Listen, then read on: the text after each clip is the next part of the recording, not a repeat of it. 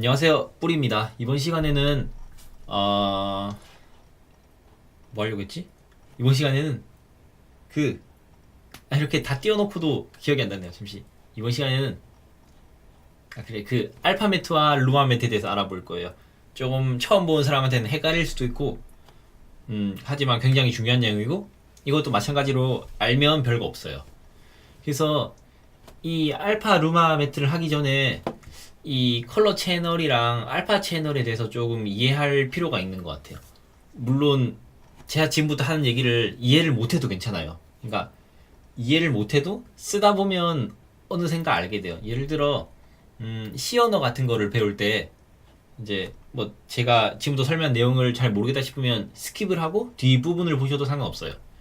아무튼 뭐 C 언어 같은 걸 하면 처음에 막 샵 인클루드 이런 거 쳐라고 하잖아요. 그러니까 무슨 뜻인지 모르고 처음에는 치지만 나중에 좀 더 공부하다 보면 이게 왜 필요한지 알게 되고, 미적분 같은 것도 배우다 보면 미적분의 정의를 막 처음에 설명해 주는데 사람들이 못 알아들어요. 저도 당연히 못 알아듣고, 뭐 미분을 하면 이제 다항함수가 있으면 앞에 지수승을 앞으로 당기고 마이너스 1을 한다, 그냥 이렇게만 알고 쓰잖아요 처음에는.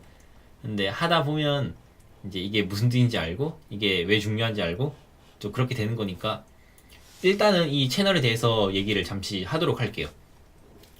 그래서 지금 저희가 쓰는 게 그러니까 8비트 시스템이거든요. 시스템이라는 용어가 맞는지 모르겠는데, 그래서 8비트가 뭐냐면 그러니까 결국 2의 8승이니까 256가지의 색으로 표현을 하겠다는 거예요. 단계별로. 그래서 보면 이게 빨강이거든요. 완전 빨강.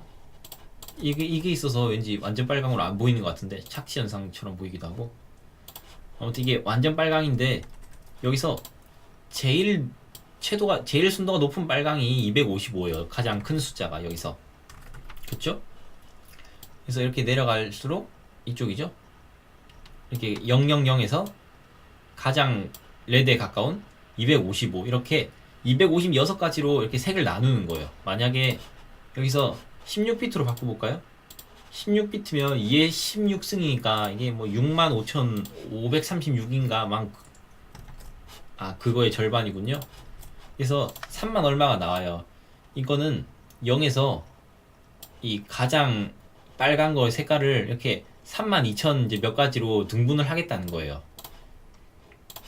그리고 32비트도 있는데 32비트는 엄청 많겠죠? 16일대 제곱이니까 이거는 아마 숫자로 안 적혀 있을 것 같은데 제 느낌이. 맞죠? 이렇게 적혀 있죠? 이게 소수점으로.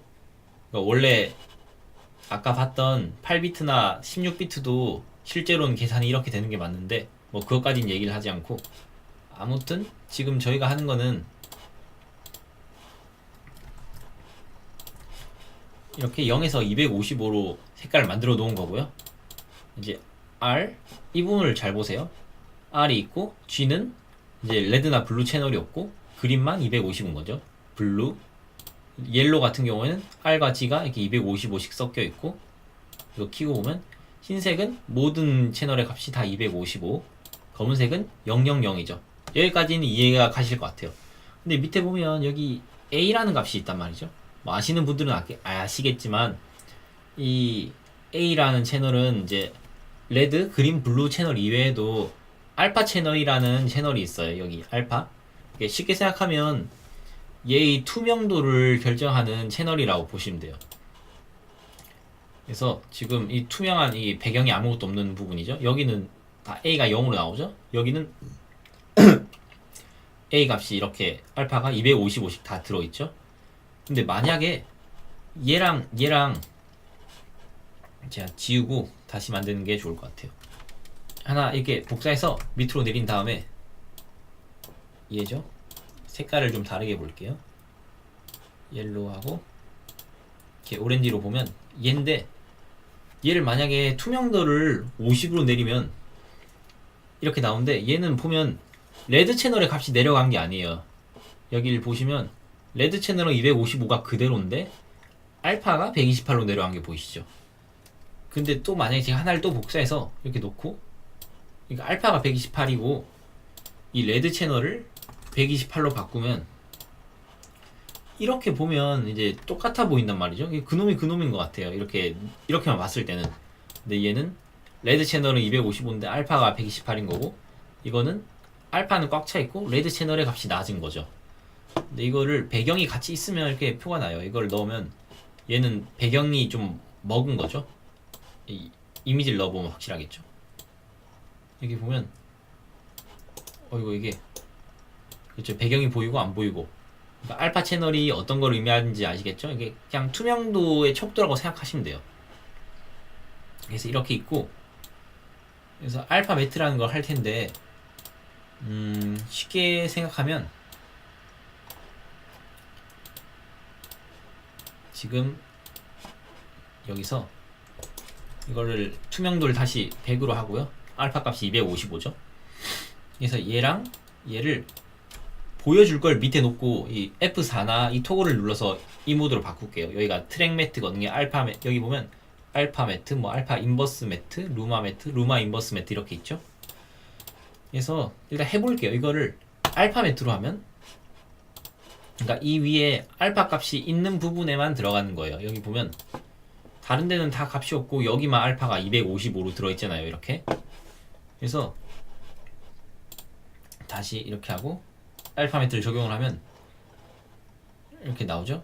그러니까 알파 값이 있는 부분만 이렇게 나와요. 반대로 알파 인버스 매트를 하면 알파 값이 이렇게 없는 부분만 나오는 거죠. 그러니까 원래는 여기만 알파가 255고 밖은 다 알파가 0이잖아요. 그래서 이게 알파 인버스 매트, 알파 매트인 거죠. 그렇다면 이게 처음이어서 좀 헷갈릴 수가 있어요. 그래도 헷갈리는 거를 제가 강좌를 길게 찍는 것보다는 이제 여러분이 이해가 안 가시는 분이 다시 강좌를 돌려보는 게 나은 것 같아서 너무 반복을 하진 않을게요. 그래서 필요 없는 거 위에 다 지워버리고 이번에 좀 바꿔서 이렇게 볼게요. 투명도를 80 아니다 60 30 여기는 뭐 이렇게 할게요. 70 40 10으로 볼게요. 이렇게 하면 얘는 레드 채널 값은 다 똑같은데 맞죠? 알파 채널 값만 이렇게 다르죠? 얘네를 통째로 프리컴포즈를 시키고, 프리컴포즈를 시켜도 이 채널 값은 그대로 있죠? 얘를 알파 매트를 시키면 눈을 켜주고, 그러면 원래 이미지는 이거였어요. 이거를 알파 매트를 시키면 여기 보이죠? 레드 채널이 그러니까 알파 채널이 255가 다 들어가 있던 부분은 이렇게 100% 투명도가 먹히고, 그러니까 100% 다 보이는 거죠. 그래서 이거 끄고 지금 알파가 정확하게 안 들어가 있죠. 제가 투명도를 좀 낮췄으니까 알파 값이 낮으면 낮을수록 이 매트가 적게 들어가는 게 보이시죠? 이거는 당연히 이 배경까지 얘가 있으니까 이게 250으로 나오는 거고요. 알파 인버스를 하면 여기는 아무것도 없고 이 알파 채널의 값이 낮으면 낮을수록 이게 밑에 게 다 보이는 거죠. 이해가 가셨을 거라고 생각해요. 그래서 이렇게 쓰는 거고요. 이게 어디 쓰이냐고 물으면 굉장히 많은 곳에 쓰이고 항상 쓰는데 뭔가 지금 예를 들기가 좀 어렵네요. 하다 보면 이거를 쓰고 싶을 일이 꼭 있어요. 굉장히 많아요.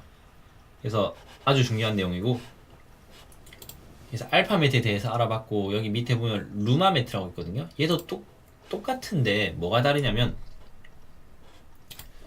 알파 매트는 잠시만요. 다 끄고 텍스트를 하나 만들게요. 아무 글자나 입력한 다음에 이렇게 하고, 검은색, 테두리는 흰색으로 할게요. 이게 좀 두꺼운 게 이렇게 하고, 알파 매트는 이 알파 값의 유무를 봤다면 루마 매트는 검은색, 흰색으로 구분을 한다고 생각하시면 돼요. 이거를 해볼게요. 루마 매트를 하면 흰색만 보이죠? 검은색은 안 보이고, 루마 인버스를 하면 이것도 마찬가지예요. 글자가 원래 이랬으니까 루마 매트는 흰색만 보이고 이 엣지가 흰색이죠. 루마 인버스 매트는 원래 검은색이었던 부분, 이 안쪽 부분 이것만 보이는 거죠.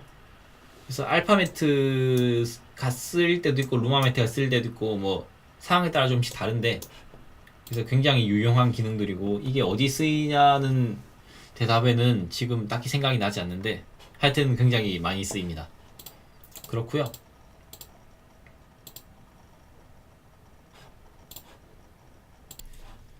네, 제가 잠시 끊었는데 왜 끊었냐면 이 얘기를 할까 말까 하다가 처음에 안 하려고 했었는데 일단 추가적으로 얘기를 조금 더 할게요. 이게 알아들으면 알아들으셔도 되고 모르면 모르셔도 돼요.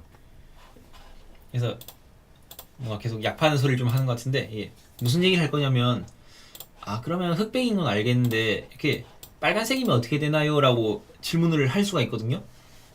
그래서 이거 얘기하는 게 좋을 것 같은데, 알파 매트는 이 A 값을 받잖아요.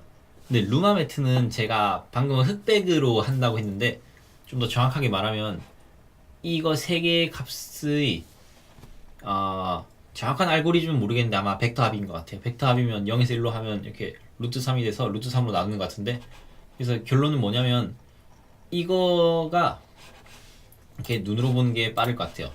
예를 들어 이게 빨간색이면 이게 R이 255고 R이 255지만 G랑 B는 0이잖아요. 그러면 이거는 루마 매트의 최대치가 아닌 거예요. 흰색이 아니잖아요. 그러니까 색상 채널의 크기로만 보면 3분의 1만 들어가 있는 거잖아요. 그래서 이거를 루마 매트 시키면, 그러니까 이 흰색은 당연히 RGB가 전부 255니까 100% 보이겠죠? 근데 이 부분은 루마 매트를 하면 이렇게 100%안 들어가요. 이렇게 보이시죠? 루마 인버스 매트를 해도 이 원래 흰색인 부분은 완전히 다 빠졌지만 여기는 이렇게 색상이 좀 남아있죠? 이렇게 만약에 그 다음에 그래서 이거를 B도 255로 올려보면 지금 R이랑 B는 꽉 차있지만 G는 0이잖아요? 그럼 얘는 완벽하게 크기가 1인 게 아니에요. 얘는 255, 255, 255가 돼 있으니까 크기가 1인 거고, 얘는 그렇죠, 이렇게 G까지, G는 0이니까 값이 안 들어가는 거죠. 그래서 이 경우에도 루마 매트를 쓰면 이렇게 조금 남아있죠. 그러니까 100% 불투명한 게 아니죠. 그래서 이거를 RGB까지 255로 올리면 이때는 얘가 RGB 모드의 값이 있으니까 이렇게 루마 매트가 정확하게 먹는 거예요. 근데 잠시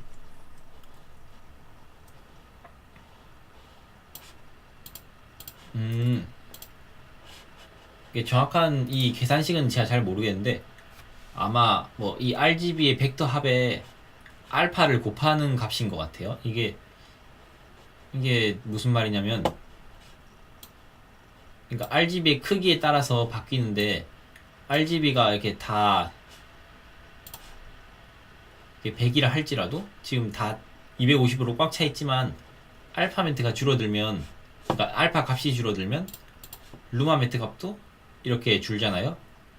그래서 RGB 값의 크기에 따라 바뀌지만 알파 값도 이렇게 항상 남아 있어야 되는 것 같아요.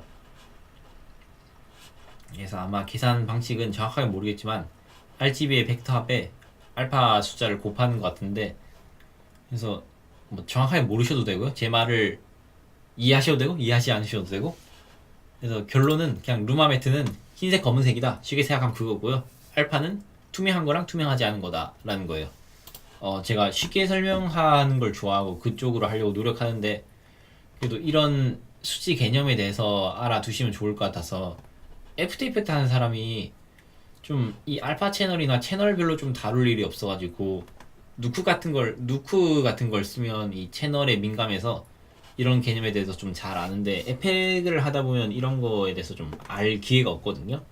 그래서 제가 한 말이 언젠가는 이런 게 있었지 하면서 도움이 될 날이 오실 거라고 믿고, 15분이 안 됐으니까 뭐 세이브 했다고 치고 이번 강좌는 여기까지 하도록 하겠습니다.